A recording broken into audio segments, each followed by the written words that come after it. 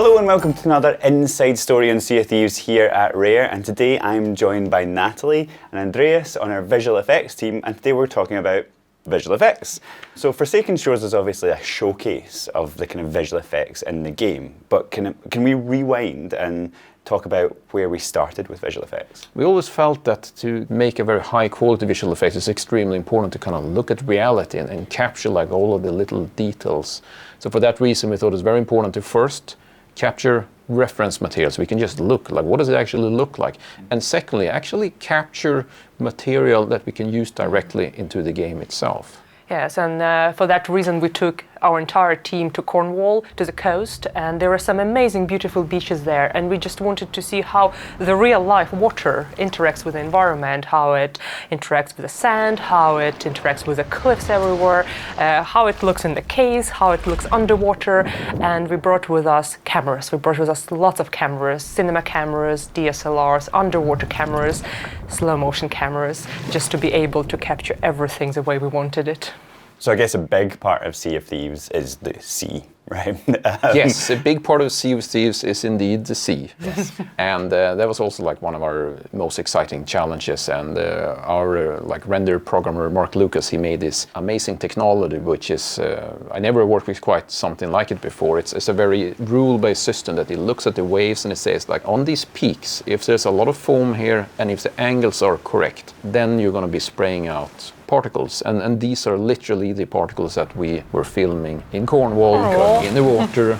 It all ties together. So it just all ties together as well. So another thing that we were doing as well when we were down in Cornwall, we were just taking lots of things and like throwing them into the water. We took these like sand clumps and we throw them in to see like how does it all react with the water, and we were like splashing water to create more like isolated splashes that we later could then composite. And so can you give an example of something like fire maybe? How did we get fire from you guys filming it with the cameras and then right into the game? Yeah, so it's a very similar process. So for that we built actually a studio with like dark walls, dark screens everywhere because we don't want to have any environment. And then we built like different types of fires, smaller, bigger, candle fires, or like little arrangements with fire, and so. Some were really big. Yeah, I mean, it wouldn't be an exciting shoot without a big fire, right? If you're going to film fire, let's do it big. We had explosions as well. Yeah, one thing that's really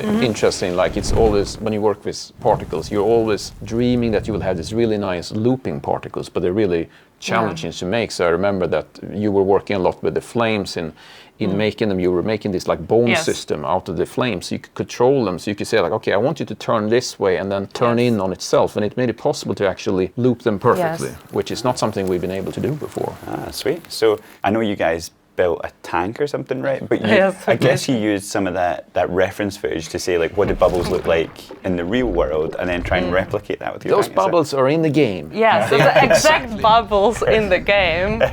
Yes, we had, it was an experimental process because we needed to figure out what kind of tanks would work for the kind of bubbles we want to get. They shouldn't be too big, they shouldn't be too small, and what do you drop in it that will generate the best kind of bubbles? And so what does this give to the player though? Like what are you thinking about when it comes to the player in regards to visual effects? I mean we're using bubbles a lot in the game, of course. When you're swimming is a very clear example, but also like the shipwrecks are just covered with like bubbles going up like that. So the game itself, the art style it's very stylized. And how did you work what is essentially like real world into this kind of stylized look? One good example would be smoke. And what we did, we took like very small smoke which would come from a match, and then we'll film it with a macro lens in slow motion, which will create a very specific stylized look because it's something so small, so tiny, that will be blown up to being something quite big, and it had an effect of looking quite stylized in the world. And one of the good examples is a ghost ship, the Ferry of the Damned, and all the smoking torches, they are made with smoke coming from a match. That's cool. And I know there's a lot of visual effects that went into the Kraken, right? Definitely. So when the Kraken rises from below and the arms spray or the arms dripping water, it's exactly the texture we have captured in Cornwall, the waves that were hitting the rocks. Not all visual effects are equal, right? Because we have some that are done through this process of filming them, and other are simulated. Is that correct? Yeah, that's completely correct. Like one of the biggest challenges with this project, and also like one of the exciting things, is like how do we stylize the things, because it's not like reality. This is not a realistic looking game, but we didn't want it to look like too cartoony either. So when we were doing the film material, we used a lot of filters and a lot of methods to like take away a lot of details and make them like simplify them. But for some of the cases, we need a little bit more control. So then we used programs like Houdini, where we're simulating them. And even when you simulate, it's a challenge, because most of the simulation programs are made to make really realistic things. So we started out and I made an explosion that just looked too realistic, and then you came in. So the idea was to make an explosion that looked like an explosion, but something that had larger details. It looked a bit more cartoony, a bit more stylized. And for that, I have worked with different values to give it a bit of this more like fluffy, vague look. And that's the explosion we use, the texture we use throughout the game. Yeah, for like these big like skeleton barrels, and it's used on the volcano as well. This is like the big explosion from the volcano. I was going to say, so that leads us on perfectly into Forsaken Shores. So people are out there playing that now and can see all these amazing visual effects that are in the update. There's lots of explosions and lots of fire, right? How does...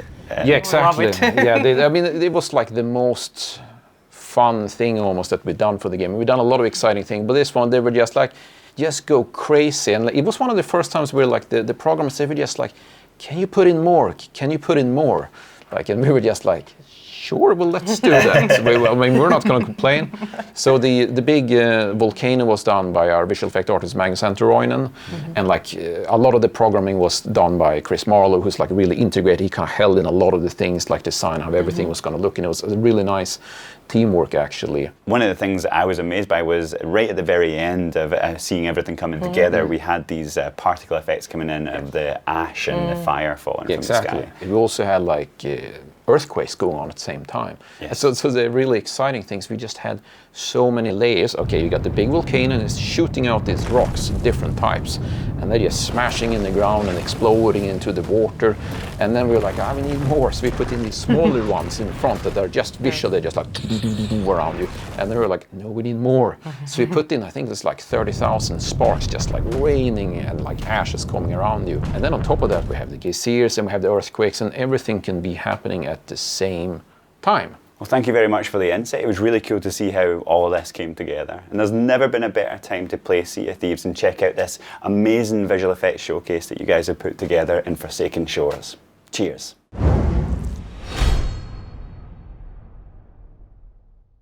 That was my favourite video. Thanks very much for watching, and if you'd like to stay up to date with everything Sea of Thieves, then click the subscribe button and tick that little bell for all those notifications. I'll just wait here. I'm not really doing anything anyway. Click the videos if you want. Watch another one.